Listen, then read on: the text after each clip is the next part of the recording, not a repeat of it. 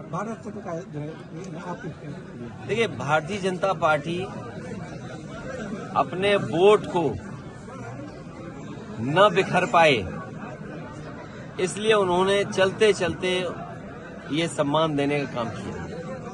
अगले दिन इंडिया गठबंधन को लेकर भाजपा तंज कस रही है कि आप लोग दूल्हा अभी नहीं डिसाइड कर पा रहे कौन होगा। सीट शेयरिंग को लेकर भी कांग्रेस नाराज है। बीजेपी को चिंता इस बात की करनी चाहिए कि उनके सांसदों की परफॉर्मेंस क्या है। यहां तो मान लीजिए गठबंधन के सांसद जीते थे, लेकिन उत्तर प्रदेश की सरकार उनकी रही, दिल्ली की सरकार उनकी रही। लखनऊ से चलकर के मैं बलरामपुर आया और मैं नीचे नीचे देखते आया कि अगर कहीं भी उन्होंने कोई कारखाना लगवाया हो तो बता दें हमें। जो आरोप समाजवादियों पे लगाते थे, अरे डबल इंजन की सरकार और इन्वेस्टमेंट कितना, 40 लाख करोड़। अभी जो आपने गवर्नेंस स्पीच में पढ़ा होगा, 40 लाख करोड़ का अगर इन्वेस्टमेंट यूपी में आ रहा है तो बलरामपुर में निवेश क्यों नहीं आ रहा, गोंडा में निवेश क्यों नहीं पहुंचा। और इतने बड़े पैमाने पे जो बेरोजगारी है, इसका जवाब क्या है उनके पास, महंगाई का जवाब क्या है उनके पास। तो बीजेपी को चिंता करनी चाहिए। उनका सब सांसद इस संकट में है कि कहीं उनकी टिकट तो नहीं कट रही है।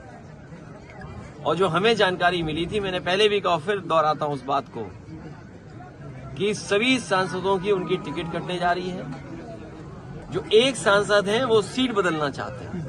राम मंदिर का उद्घाटन हो रहा था, वहाँ पे 72 बीघा SC ST OBC को लगभग 5 अरब रुपए का जमीन घोटाला हो गया, उनको मुआवजा तक नहीं मिला। मैं अपने पत्रकार साथी का धन्यवाद दूंगा।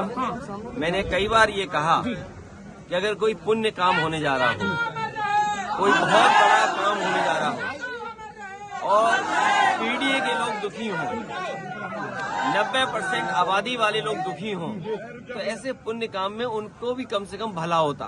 और अगर जमीन घोटाला हुआ है, वो भी अगर गोंडा है, बलरामपुर है या अयोध्या जैसी जगह पर 3271 बीघा तो सोचिए आप कल्पना करिए कि किस नाम पर, किस सरकार में इस तरह का घोटाला हो रहा है। अगले जी 2024 लोकसभा तो ये बीजेपी के लोग सबसे बड़े भूमाफिया हैं, याद रखना आप।